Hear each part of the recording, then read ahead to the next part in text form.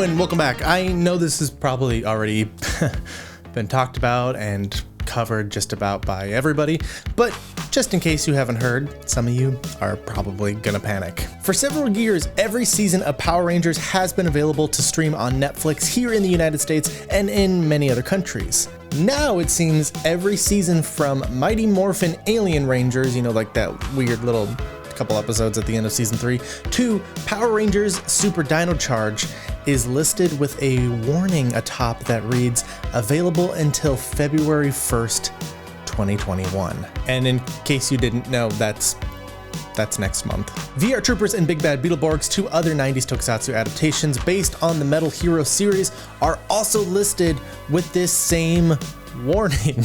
Mighty Morphin Power Rangers, Power Rangers Ninja Steel, Power Rangers Ninja Super Steel, or sorry, I got that.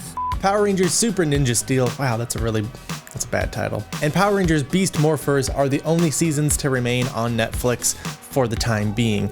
And that selection, that's atrocious. This warning of departure can only be seen on the mobile app and not on the actual desktop browser version of Netflix. Now, I honestly don't know who the hell can sit at their computer and watch television shows or movies. I mean, it's not comfortable at all, and it's kind of weird too. But if you do this, don't worry, you know, you're fine. Keep on doing you, man. But if you see somebody else doing this, that's a red flag. This person's a serial killer. Get the hell out of the house. So what does this mean? If you have a couple copies of Wild Force on DVD just lying around, you could strike it rich here in the coming weeks as people desperately try to buy them. It's like, what did we have last year at this time?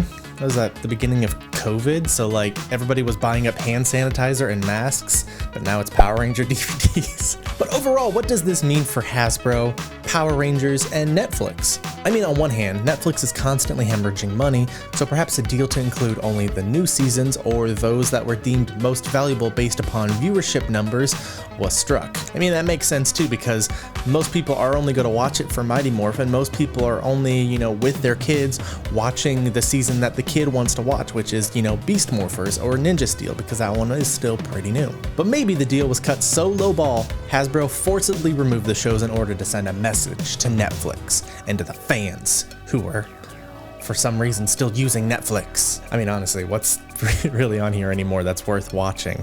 I think the last thing I watched was like Stranger Things or the Haunting on Hill House. Honestly, I don't see the same draw to Netflix when you get much more, you know, out of something like HBO Max or Hulu. Not sponsored. Unless, what I really think is we might see a Hasbro Now, or another type of plus or go to accompany a name that encompasses all of Hasbro's current and previous shows. Power Rangers, My Little Pony, Transformers, these are just a few of their knockout hits from their catalog. Now, you probably don't want another streaming service, but if this offered Power Rangers Dino Fury's newest episodes, I mean like the day they came out, sign me the f up. But that's just what I think. Who knows? Maybe Hasbro is doing nothing with these other seasons, and maybe VR Troopers will end up being lost to time just like that Tirnanog show that we seem to only have VHS recordings of. What do you think, though? Do you think this spells the end for Power Rangers as a whole? Let me know down below, and if I should keep doing these little fun news segments on things that are happening in the fandom.